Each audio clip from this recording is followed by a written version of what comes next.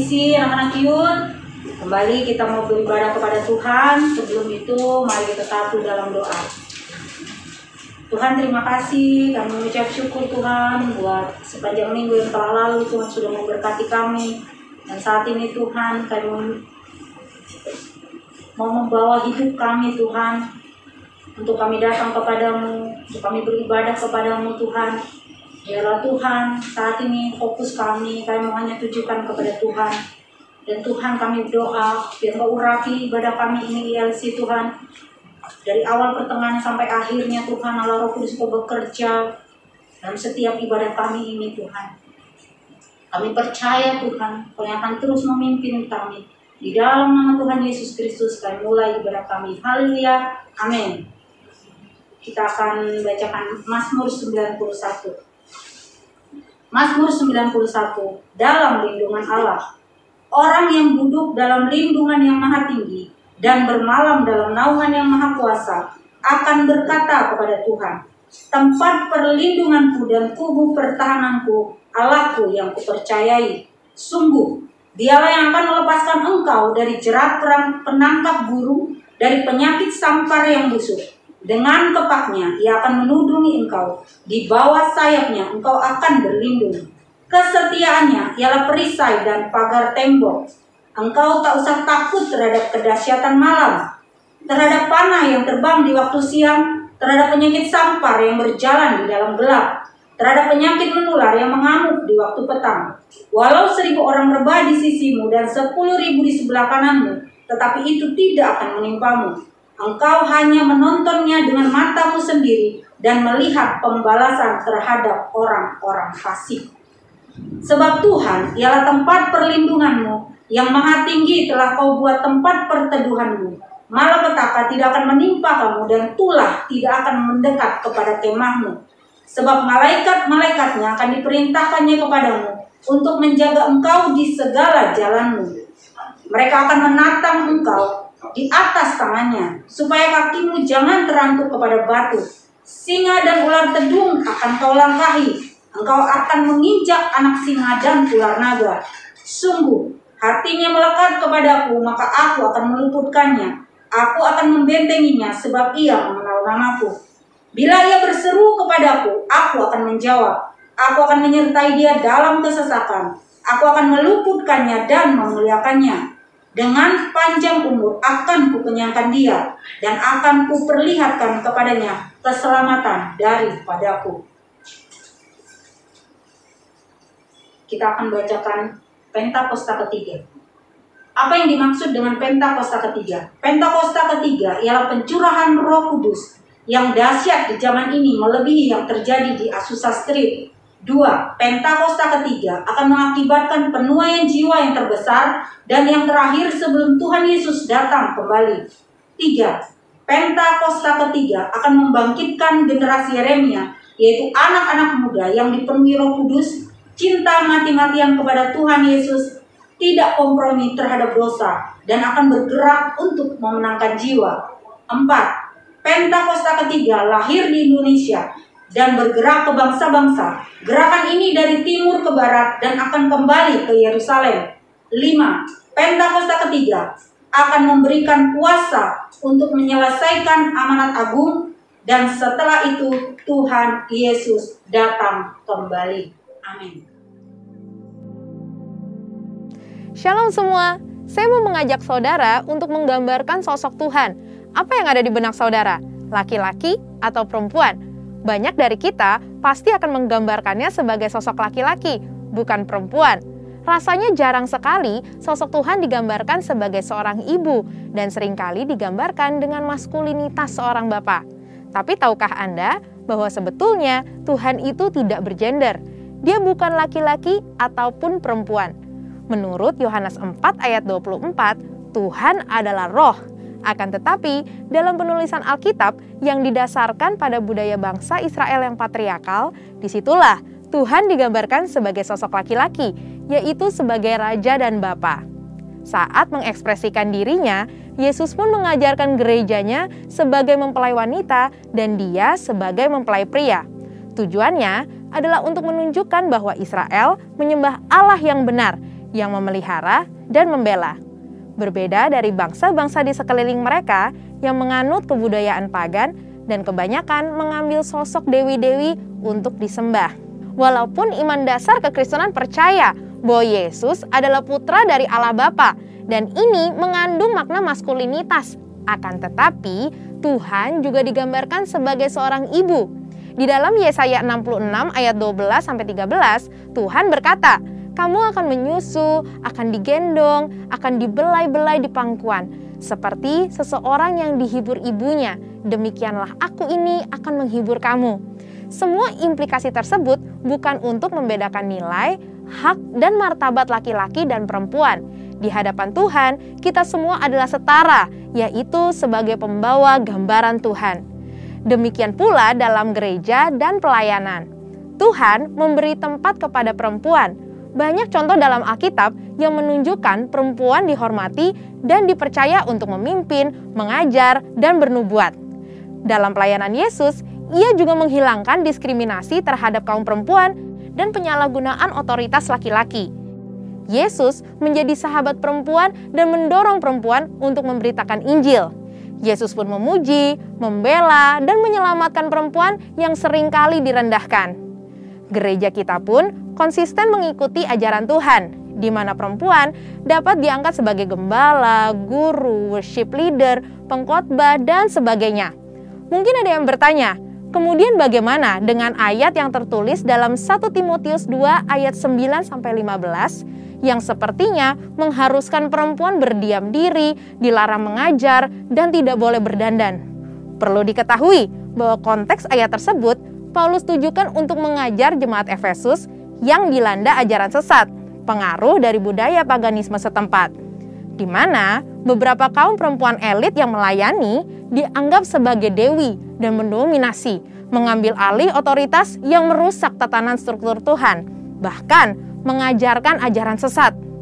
Pada dasarnya, Rasul Paulus mendukung perempuan untuk bernubuat dan mengajar, serta menghormati dan memperhitungkan jeripaya perempuan yang melayani gereja. Jadi, kekristenan sebetulnya adalah kabar sukacita untuk kaum perempuan yang mengubah pola pikir bahwa laki-laki adalah sosok yang lebih superior. Memiliki pemahaman yang benar akan posisi Tuhan terhadap gender sangat penting untuk gerejanya, supaya perempuan tidak lagi merasa direndahkan atau merasa tidak mempunyai nilai dalam kehidupan sosial dan rohani. Mari kita pahami bersama beberapa anggapan tentang kesetaraan gender sesuai dengan firman Tuhan. Yang pertama, perlu dipahami bahwa kesetaraan bukan berarti serupa. Walaupun setara, tetapi memiliki perbedaan fungsi, tugas, dan kewajiban. Firman Tuhan mengajarkan melalui ketritunggalan Allah. Secara esensi, tiga pribadi ini adalah Allah sendiri, namun memiliki fungsi masing-masing. Seperti dalam karya keselamatan, Bapa berfungsi untuk merencanakan keselamatan. Anak melaksanakannya melalui salib dan kebangkitannya, dan Roh Kudus mewujudkannya melalui kelahiran baru. Begitupun dengan kesetaraan laki-laki dan perempuan. Walaupun memiliki hak manusiawi yang sama, namun memiliki fungsi dan kewajiban yang berbeda, khususnya dalam pernikahan. Laki-laki dengan maskulinitasnya sebagai kepala yang berkewajiban memenuhi kebutuhan keluarga dan memberi perlindungan. Sedangkan perempuan dengan karunia lemah lembutnya berfungsi sebagai penolong yang memelihara keluarganya dan membantu mewujudkan rencana keluarga. Yang kedua, pahami bahwa penundukan diri tidak menjadi tanda nilai status yang lebih rendah. Umumnya, dunia memiliki pemahaman ketika seseorang tunduk pada otoritas yang lebih tinggi, artinya orang tersebut punya nilai status lebih rendah. Padahal nyatanya, penundukan diri adalah ekspresi ketaatan dan penghormatan. Meskipun Yesus sama derajatnya dengan Bapa, ia tetap tunduk pada perintah Bapa dan menjadi satu kemuliaan bagi Allah. Perempuan sebagai penolong laki-laki bukan berarti lebih rendah derajatnya. Justru sebagai penolong yang sepadan dan melengkapi gambaran Allah yang utuh. Dan yang terakhir, penghargaan perempuan tidak berasal dari status jabatan yang sama dengan laki-laki. Sesuai dengan Amsal 31 ayat 10 dan 29, seorang ibu rumah tangga Tuhan beri penghormatan yang tinggi dan tetap mempunyai nilai yang hakiki di hadapan Tuhan.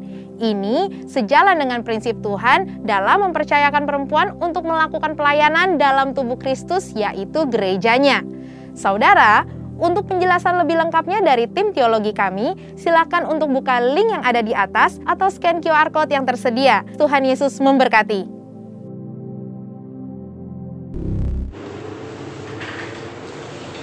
Shalom teman-teman. Shalom. Apa kabarnya hari ini? Luar biasa. Mari kita siapkan hati kita untuk memulai ibadah kita kali ini. Kita angkat pujian kita dalam lirik. Senang hatiku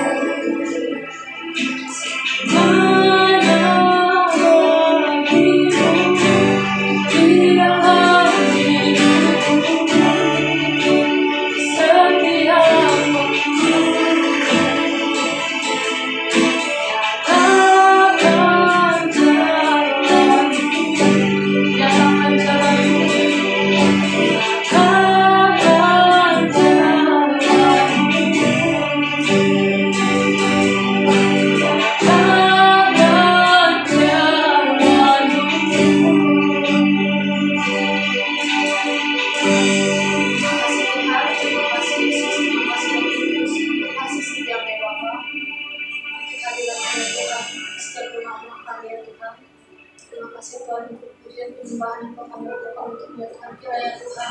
Kau dapat mendengarkan pujian penyembahan kami ya Tuhan. Terima kasih Tuhan Yesus Kristus.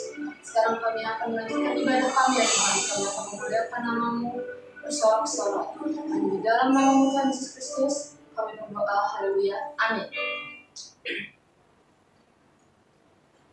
Mari kita angkat pujian kita. Kita akan bersama-sama memuliakan Tuhan. Mari kita bertepuk tangan. Mari kita katakan bersorak kalau bagi Tuhan.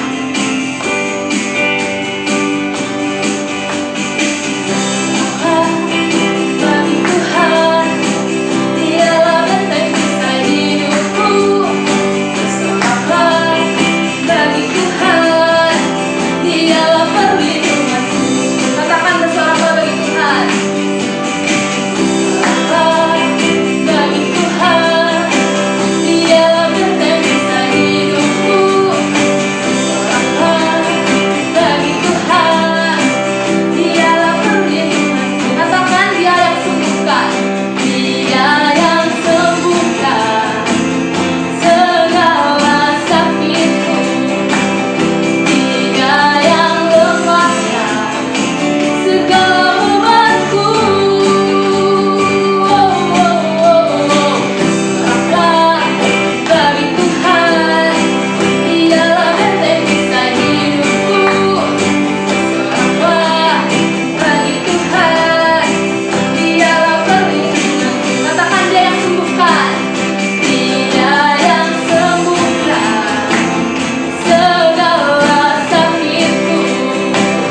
Dia yang lepaskan segala bebanku.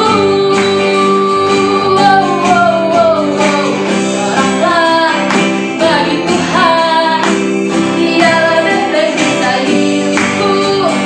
Bersoraklah bagi Tuhan, Dialah perlindunganku. Katakan bersoraklah. Bersoraklah bagi Tuhan, Dialah benteng kisah hidupku. Bersoraklah bagi Tuhan, Dialah perlindunganku. Katakan Dia yang sembuhkan, Dia yang sembuhkan segala sakitku. Dia yang lepaskan segala bebanku. Bersoraklah bagi Tuhan, Dialah benteng kisah hidupku. Bersoraklah bagi Tuhan, Dialah perlindunganku. Katakan Dialah perlindunganku, Dialah perlindunganku, Dialah perlindunganku. Haleluya. Selanjutnya kita akan mempersiapkan persembahan kita yang akan kita berikan ke gereja. Sebelum kita memberikan persembahan kita, mari kita bersatu dalam doa. Terima kasih Bapak, terima kasih Yesus, terima kasih Roh Kudus. Saat ini kami telah memuji memuliakan nama-Mu ya Bapak. Dan saat ini kami akan memberikan persembahan kami ya Tuhan. Dan yang Kau berkati setiap tangan kami yang memberikan ya Bapak. Dan yang Kau berkati persembahan ini ya Tuhan, agar dapat memperluas kerajaan-Mu. Terima kasih Tuhan, kami memberi doa sukacita di dalam nama-Mu. Haleluya. Amin. Mari kita angkat pujian kita, kasih setia. Kasih setiamu yang berasa lebih tinggi dari langit biru. Dengan kayu yang Kau nyatakan dalam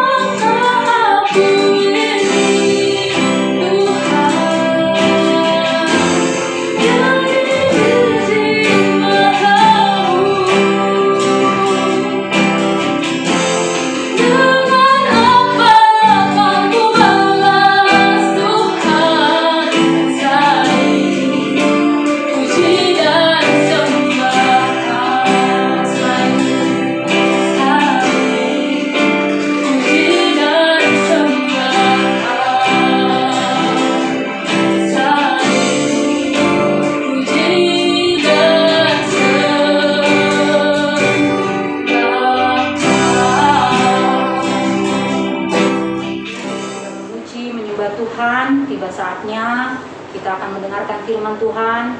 Mari semua siapkan hatimu, ambil Alkitabmu. Kita mau sungguh-sungguh di hadapan Tuhan. Kita mau berdoa.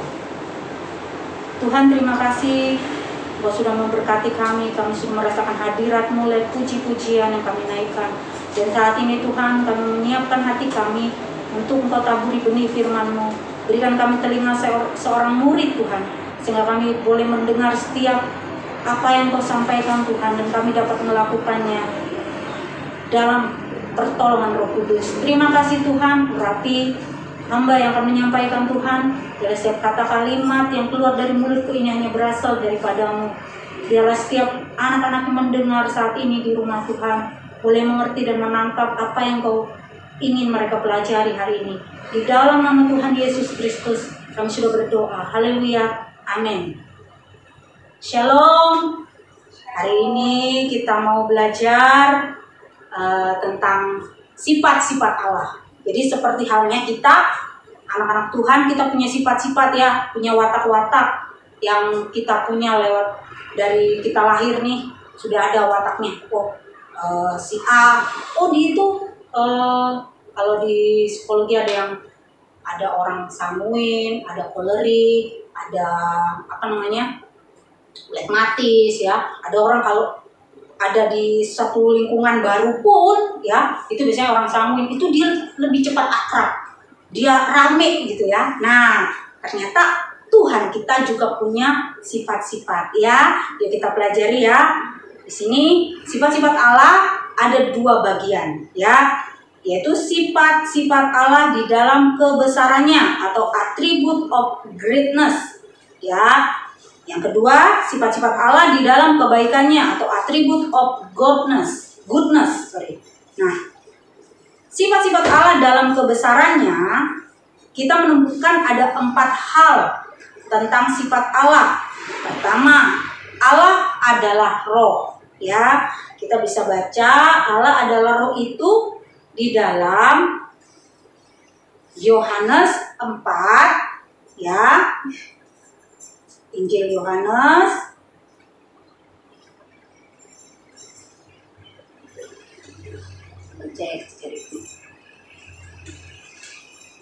Yohanes pasal 4 ayat yang ke-24. Ya, yang di rumah boleh dibuka Alkitabnya. Jadi walaupun kita online, kita harus tetap baca Alkitab, dibuka ya. Nah, Allah itu roh. Dan barang siapa menyembah Dia harus menyembahnya dalam roh dan kebenaran. Ini sering kita dengar ya dalam ibadah-ibadah. Mari kita naikkan pujian kita ya kan. Mari kita sembah ya Tuhan kita ya. Dan kita harus menyembahnya dalam roh dan kebenaran. Dalam roh dan kebenaran. Nah, siapa di sini anak-anak Tuhan yang sudah dibenarkan? Angkat tanganmu ya. Apa ini orang yang sudah dibenarkan ya? Dibenarkan. Oleh sebab itu kita adalah orang-orang yang menyembah Allah dalam roh dan kebenaran. Lalu kedua, Allah sebagai pribadi ya, Allah sebagai pribadi. Nah, sekarang kita balik lagi ke Allah itu. Allah itu adalah roh ya. Karena Dia adalah roh, Dia tidak dapat terikat pada tempat. Makanya tidak ada Tuhan itu tidak berdiam dalam satu tempat tertentu ya. Dia dimanapun manusia itu ada, Tuhan ada. Doktrin Alkitab tentang Allah sebagai roh sekaligus merupakan sanggahan terhadap pemujaan berhala atau alam. Seperti Tuhan bilang, jangan ada Allah lain, terus jangan membuat patung dalam bentuk apapun untuk disembah. Karena apa? Karena Allah itu roh. Dia ada sebelum dunia ada. Dia tidak berdiam dalam apapun buatan tangan manusia ya. Jadi oleh sebab itu orang Kristen tuh nyembahnya itu dalam apa? Dalam roh dan kebenaran. Nah, selanjutnya Allah sebagai pribadi. Sebagai pribadi Allah mempunyai perasaan, kehendak, kesadaran dalam memilih berhubungan dengan pribadi lain. Allah memberikan penjelasan bahwa sebagai pribadi Allah memiliki nama bukan sekedar untuk menunjukkan identitas, tetapi sebagai alamat penyembahan. Nama itu harus dihormati. Kembali lagi, bahwa kita tidak boleh menyebut nama Allah dengan sembarangan, ya. Karena Allah itu kudus, Allah itu roh. Kita nggak boleh sembarangan. Beberapa pernah Kak Penny kalau nonton di satu tayangan pernah tuh film-film Hollywood gitu ya, sering mereka itu ngomongnya itu kalau misalnya kesandung atau mereka kaget, ya mereka pakai nama Tuhan, ya seperti sesuatu yang dibuat kayak lelucon. Nah itu tidak boleh, ya kita tidak boleh. Sebagai orang Kristen kita harus menghargai Allah kita, ya Tuhan kita, Yesus kita sebagai pribadi yang kudus, pribadi yang harus dihormati, ya karena kita adalah orang-orang yang sudah dibenarkan oleh apa? Oleh darahnya di atas kayu salib, oleh darah yang mahal. Nah kembali lagi, Allah sebagai Allah yang hidup. Allah mempunyai hidup bukan dari luar dirinya, melainkan dari dalam dirinya. Di dalam Yohanes pasalnya yang ke-5 ayat yang ke-26. Ya, Yohanes 5 ayat 26. Sebab sama seperti Bapa mempunyai hidup dalam dirinya sendiri, demikian juga diberikannya anak mempunyai hidup dalam dirinya sendiri. Jadi Allah itu sebagai Allah yang hidup, dia tidak mati, dia hidup, ya seperti juga kita hidup, bernafas, ada detak jantung, tapi tidak seperti itu ya. Itu manusia, tetapi Tuhan itu adalah Allah yang hidup. Dia tidak mati, dia tidak pernah tertidur, tidak pernah terlelap, ya. Dan dikatakan di Yohanes 5 ayat 26, sebab sama seperti Bapa mempunyai hidup dalam dirinya sendiri, ya. Jadi dia memiliki hidup dalam dirinya sendiri, bukan di dalam benda A, benda B, benda C, tidak, tetapi dalam dirinya sendiri. Demikian juga diberikannya anak mempunyai hidup dalam dirinya sendiri, yaitu Yesus. Nah, perbedaan dengan semua yang hidup di alam semesta, bahwa Allah hidup tidak membutuhkan faktor penunjang, ya seperti udara, air, ozon untuk hidup. Jadi kalau manusia nggak ada ozon, tahu ozon? Ozon itu lapisan udara yang di atas bumi, itu ada lapisan ozon, ya lapisan udara, ya. Allah tidak membutuhkan lapisan udara kah, air kah, ya minuman kah, dia tidak perlu itu, karena dia yang awal dan yang akhir, yang ada sebelum dunia dijadikan. Dikatakan Allah tidak terbatas. Ketidakterbatasan Allah dapat dilihat dari beberapa sudut. Allah tidak terbatas oleh ruang atau tempat, atau omnipresent. Dia hadir di semua tempat. Seperti firman Tuhan katakan, 2-3 orang berkumpul dalam namaku, aku ada. Jadi oleh sebab itu saat kita beribadah, saat kita berdoa, ataukah kita di rumah, ataukah kita di sekolah minggu, atau di GC, atau lagi cool, atau apapun, ya saat kita memanggil nama Tuhan, saat kita berdoa, Tuhan itu hadir. 2-3 orang berkumpul dalam namaku, aku ada. Jadi kalau Tuhan hadir, apakah kita ibadahnya asal-asalan seperti sekarang kita ibadah online? Apakah Tuhan juga tidak omnipresent di dalam ibadah online? Kakak bilang Tuhan omnipresent. Dia ada di setiap tempat, ya. Dia ada.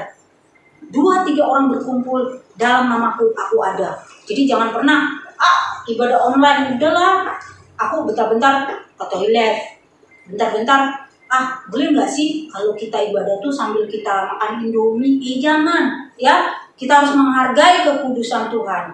Karena Allah itu roh, kita harus menyembah dalam roh dan kebenaran, ya. Jadi hargai karena dia omnipresent.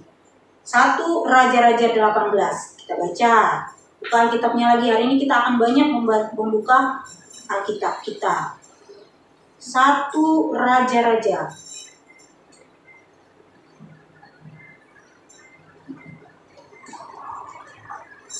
Pasal 18 ayatnya yang ke-27. Ya. Pada waktu tengah hari, Elia mulai mengejek mereka, katanya, "Panggillah lebih keras. Bukankah dia Allah?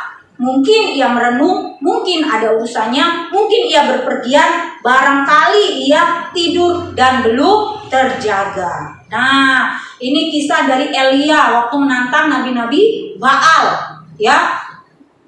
Mereka udah manggil Allahnya itu nabi Baal ya, udah gores-gores badannya ya, panggil-panggil nama Tuhannya, tetapi persembahan mereka di atas mezbah itu cuman dilalerin doang, nggak ada yang terjadi. Mereka udah berjingkat-jingkat, bahkan ada yang kemasukan roh jahat ya, ada kesurupan domba, wah gitu, tapi tetap tidak ada Allah di situ. Oleh sebab itu Elia bilang sama mereka gini, mengejek mereka katanya, panggillah lebih keras. Bukankah dia Allah? Mungkin ia merenung, mungkin ada urusannya, mungkin lagi ke pasar gitu ya. Mungkin ia berpergian, barangkali ia tidur capek. Seharian ngurusin manusia dan dunia, dia capek, dia tidur ya. Terus mungkin ia berpergian, barangkali ia tidur dan belum terjaga. Masih ngantuk. Siapa yang pagi-pagi ayo bangun sekolah, masih ngantuk ya kan? Pasti ada ya. Ayo doa, doanya lama-lama orang udah amin, dia masih ya karena ngantuk ya. Nah, Elia mengatakan seperti itu, panggil lebih keras katanya. Nah, itulah perbedaan antara Tuhannya Tuhan ilah-ilah lain dengan Allah kita ya. Dan di kisah Elia ini kalian tahu, kalian sudah sering dengar apa yang terjadi. Api menyambar dari langit dan menjilat semua api yang menjilat itu, menjilat apa? Persembahan daripada Elia itu, dan terbakar habis. Bahkan air ya, secara logika, secara manusia, air itu kalau kena api mana yang mati? Api kak, tapi ini api Tuhan yang membakar dan menghanguskan persembahan itu ya, luar biasa. Itulah bukti daripada Allah kita adalah omnipresent, dia hadir ya, dia tidak terbatas ya. Nah, Allah tidak terbatas oleh waktu. Allah sudah ada sebelum waktu ada, dan juga ada sekalipun waktu tidak ada lagi. Waktu kita sehari berapa sih? 24 jam. 24 jam. Waktu tidur kalian 8 jam ya. Katanya kalau tidur yang sehat itu 8 jam ya. Waktu tidur 8 jam, berarti 24 kurangin 8 masih ada berapa tuh ya kan? Nah, sisa itu kalian ada main game, ada sekolah, ada segala macam. Habis, selesai di jam 12 malam, mulai lagi di jam 1 pagi, terus berputar ya. Ada jam manusia itu ada angkanya, angka 1 sampai 12, angka 1 sampai 24. Tetapi Allah kita dikatakan dia tidak terbatas oleh waktu. Jadi sebelum dunia ada, dia sudah ada. Bahkan nanti saat dunia ini tidak ada, dia tetap ada. Allah tidak terbatas pengetahuannya, atau omniscience, maha tahu. Nah, jadi kembali ke Allah yang tidak terbatas oleh waktu. Jangan kalian nanti nanya, mana lebih duluan, dinosaurus atau Tuhan Yesus? Ya Tuhan Yesus lah, dinosaurus itu binatang ya. Nah, Allah tidak terbatas pengetahuannya, atau omniscient, maha tahu ya. Selain maha tahu, ia juga maha bijaksana. Jadi Tuhan tahu hidup kita, bahkan sampai kedalaman hati manusia Tuhan tahu ya. Tuhan tahu, sebab Allah yang menyelidiki hati dan menguji batin, dan akan memberikan balasan kepada orang setimpal dengan tingkah laku dan perbuatannya. Oleh sebab itu berjaga-jagalah dengan perbuatan, perkataan, pikiran kita. Kembali, Allah tidak terbatas pengetahuannya. Nah, sudah tadi, dia maha bijaksana. Nah, bagaimana kita bisa merasakan kemaha bijaksanaan Tuhan itu dalam kehidupan kita sehari-hari sebagai anak Tuhan? Satu, Tuhan memberikan kita seorang penolong, yaitu Allah Roh Kudus, yang akan mengajar kita bagaimana berbicara, bagaimana kita bersikap. Sebenarnya ya, dia mengguiding hati kita. Ini boleh, itu tidak boleh ya. Dan setiap keputusan Roh Kudus dalam hidup kita itu bijaksana. Oleh itulah buktinya bahwa Allah kita tidak terbatas pengetahuan. Allah tidak terbatas kekuasaannya, atau omnipotence, atau maha kuasa. Maka nama El Shaddai menunjukkan hal ini.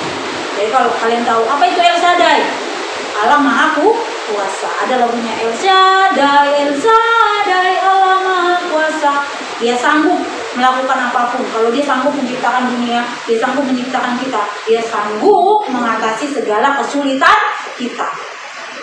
Hanya kita tinggal datang ke Tuhan. Seperti firman Tuhan katakan, Carilah, maka kau akan mendapat. Ketuklah, maka pintu dibukakan. Jadi saat kamu mengalami masalah, ingat, Allah kita adalah Allah yang tidak terbatas kekuasaannya. Dia bisa menjadikan yang tidak ada menjadi ada. Dia bisa melakukan mukjizat yang luar biasa. Dia bisa menyembuhkan orang sakit. Dia bisa memulihkan apapun dalam kehidupanmu. Nilaiku jeblok, Kak. Apakah bisa, Kak? Bisa. Saat kalian bersyukur sama Tuhan, Tuhan tolong aku. Ya, seperti Amsal 9 ayat 10 dikatakan, permulaan pengetahuan itu adalah takut akan Tuhan. Ya, jadi takut akan Tuhan dulu yang harus kita lakukan. Ya, kita ingat bahwa Allah kita Maha Kuasa. Allah tidak berubah. Ya, Allah tidak berubah baik secara kualitas maupun kualitas. Yuk kita baca Yakobus 1. Yakobus pasal yang pertama ayat yang ke-17.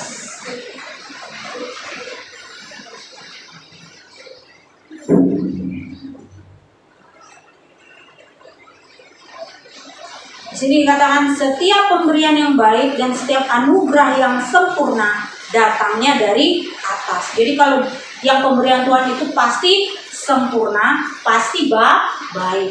Kalau yang tidak baik itu pasti bukan dari Tuhan. Kebiasaan buruk, sifat-sifat buruk itu bukan dari Tuhan. Ya, hal-hal yang menghilangkan damai sejahtera itu juga bukan dari Tuhan. Hal-hal yang membuat hilang sukacita itu bukan dari Tuhan. Karena setiap pemberian yang baik dan setiap anugerah yang sempurna itu datangnya dari atas. Anugerah yang sempurna buat kita apa sih? Yang pokoknya adalah kematian Tuhan Yesus di kayu salib. Oleh sebab itu kita, karena kematiannya kita dibenarkan. Oleh sebab itu korelasinya dengan Allah itu roh. Barang siapa mau menyembah Dia harus menyembah dalam roh dan kebenaran. Puji Tuhan, kita adalah orang yang dibenarkan. Amin. Siapa di sini orang-orang yang dibenarkan? Angkat tangannya yang udah ngantuk. Ya. Jadi kembali lagi, Allah tidak berubah. Diturunkan dari Bapa segala terang, padanya tidak ada perubahan atau bayangan karena pertukaran. Dia tidak berubah. Janjinya dan amin. Dulu, sekarang, sampai selama-lamanya dia tidak berubah. Manusia boleh berubah. Teknologi bisa berubah, zaman bisa berubah, ya. Tetapi Tuhan kita tidak pernah berubah. Nah, sekarang masuk ke dalam sifat-sifat Allah dalam kebaikannya. Sifat-sifat Allah dalam kebaikannya antara lain, Dia adalah Allah yang suci atau kudus. Kesucian ini mengandung dua pengertian. Ada perbedaan antara Allah dengan manusia. Allah terpisah dari segala dosa dan kejahatan, tidak kompromi dengan dosa. Jadi yang kudus itu nggak bisa ketemu sama yang nggak kudus, ya. Sama kayak kita aja nih contoh, kita mau nggak kita itu udah mandi, udah rapi, tapi kita duduk di tong sampah, pasti kalian nggak mau. Nah, kira-kira seperti itu. Jadi Tuhan itu tidak bisa dekat dengan yang namanya dosa.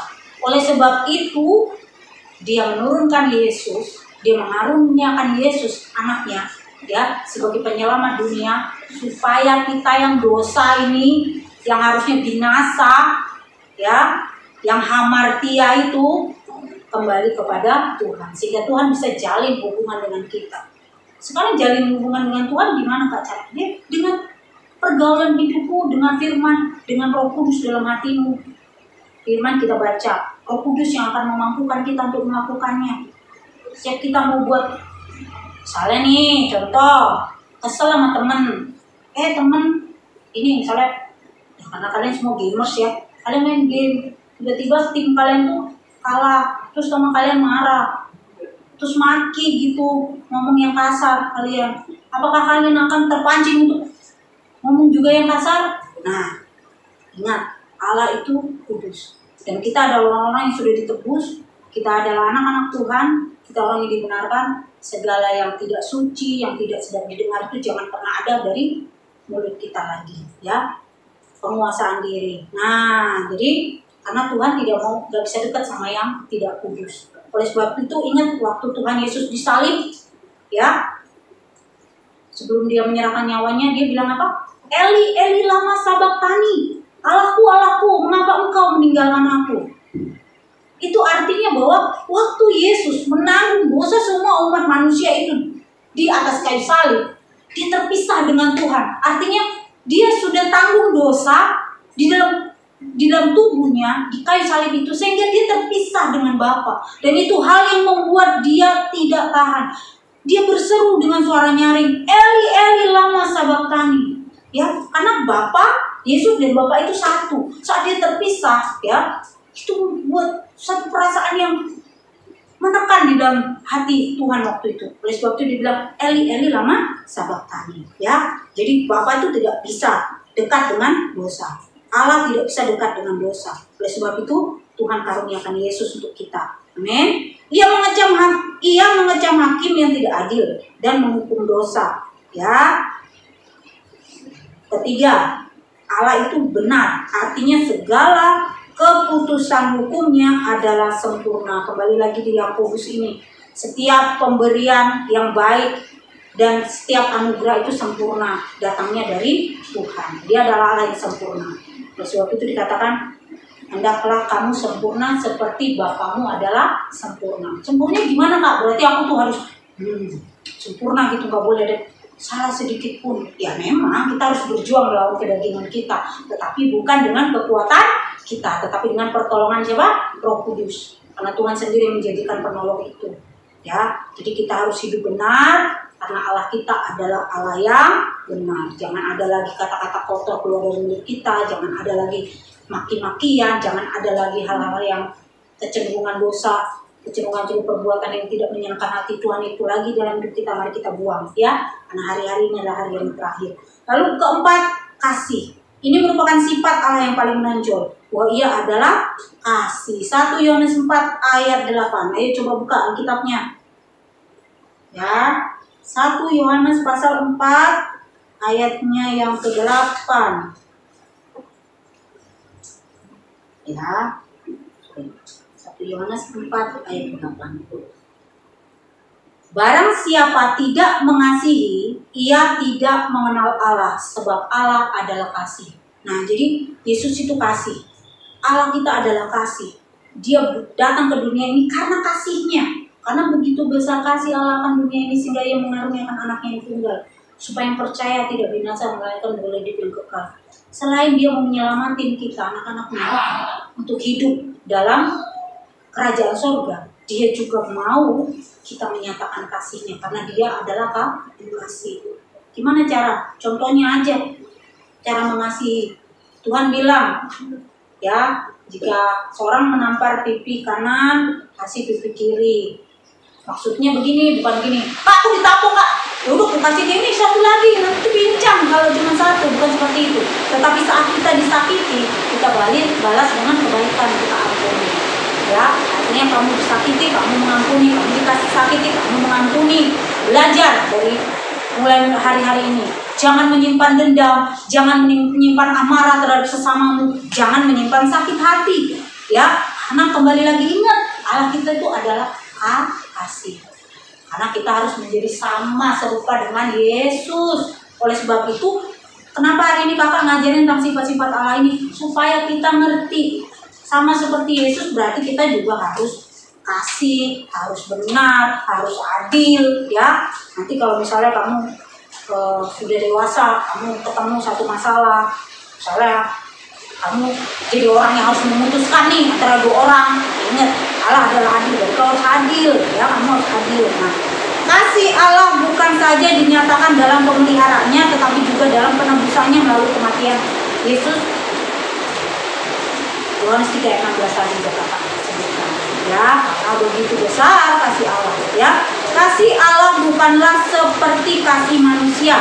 Kasih manusia itu berbeda dengan kasih Allah, ya. Kita mengenal dengan sebutan kasih agape. Jadi kalau beberapa waktu lalu, ya, kita juga belajar tentang kasih, ya, kasih agape, filia, storge, eros, ya. Nah, kasih manusia itu biasanya itu gini, Kalau kamu baik sama aku, ya aku baik sama kamu. Kalau kamu jahat sama aku, ya. Tapi Tuhan ngajarin kita nggak begitu. Itu kasih manusia. Kita diajarin untuk kasih agape apa? Kasih yang bersih, yang tidak terbatas, yang mau ngampunin. Saudaramu salah, ampunin. Bahkan kalau kamu misalnya dimarahin, diajar secara keras dengan orang tua kamu kan udah remaja nih, merasa ih aku gak gitu, mamaku ini, bapakku ini, kamu udah mulai merasa jangan, ya, jangan anggap enteng didikan, tetapi terima didikan itu supaya kamu bertumbuh menjadi pribadi yang benar di hadapan Tuhan, ya. Jadi kalau diajar itu jangan marah, ya, tapi resapin, ambil nih. Kenapa kamu dimarahin? Kamu ingat nih, kamu bikin salah apa? Ya, nah jadi kasih Allah bukanlah kasih seperti kasih manusia. Kalau kamu cinta sama aku cinta sama kamu. Kalau kamu jahat sama aku juga. Kasih Allah tidak terbatas. Bahkan Tuhan Yesus ngajarin kita ngampunin itu berapa? 70 kali 7 kali. Ya, bilangan yang susah untuk dihitung. 70 kali 7 kali. Di matematika nggak ada. Ya, jadi oleh sebab itu kembali lagi, inilah sifat-sifat Allah. Kenapa kita belajar sifat-sifat Allah? Supaya kita semakin mengenal Dia, supaya dalam tingkah laku perbuatan kita mengerti kedudukan kita sebagai anak-anak Tuhan, bahwa Dia adalah pribadi yang hidup, Dia tidak terbatas, Dia omnipresent, Dia Allah yang suci, Dia yang kudus, yang adil, benar, dan terakhir kasih, ya. Jadi Allah kita adalah kasih. Dari itu hari ini kita bersyukur kita sudah belajar dan jelasnya firman yang sudah kita baca ini jadi rema dalam kehidupan kita, menjadi acuan dalam kehidupan kita, bahwa karena Tuhan sudah lebih dulu mengasihi kita harus lebih lagi mengasihi Dia dengan mengenalnya dengan pengetahuan yang benar, ya. Mari kita berdoa. Tuhan, terima kasih untuk firman-Mu. Kami sudah belajar tentang sifat-sifat Allah. Bagaimana Engkau besar, Engkau dahsyat, ajaib, Engkau benar, Allah, Roh yang takut, Allah, Roh, oleh sebab itu kami harus menyembah dalam roh dan kebenaran. Terima kasih Tuhan, kami bersyukur buat hari ini.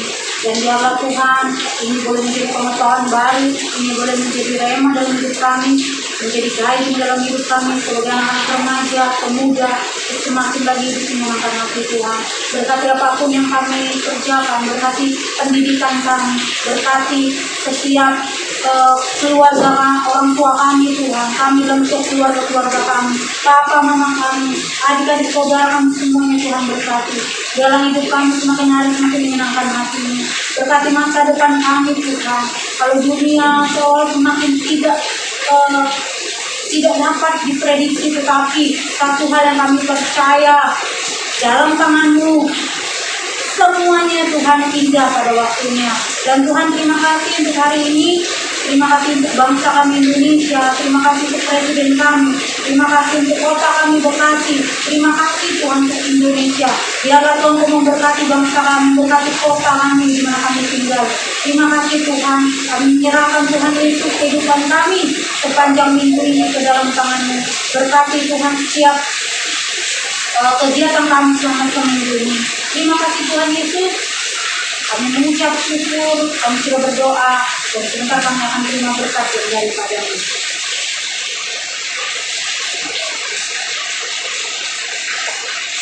Anak-anak yang dikasihi Tuhan, buka hatimu, arahkan tangan kedua tanganmu, dan terimalah berkat Tuhan.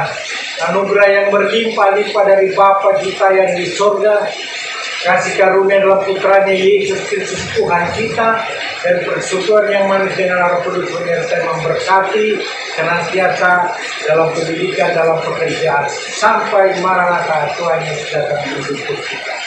Yang kedua kali, sama-sama Tuhan Yesus, kita sudah terima berkat Tuhan dan percaya, sama-sama katakan amin.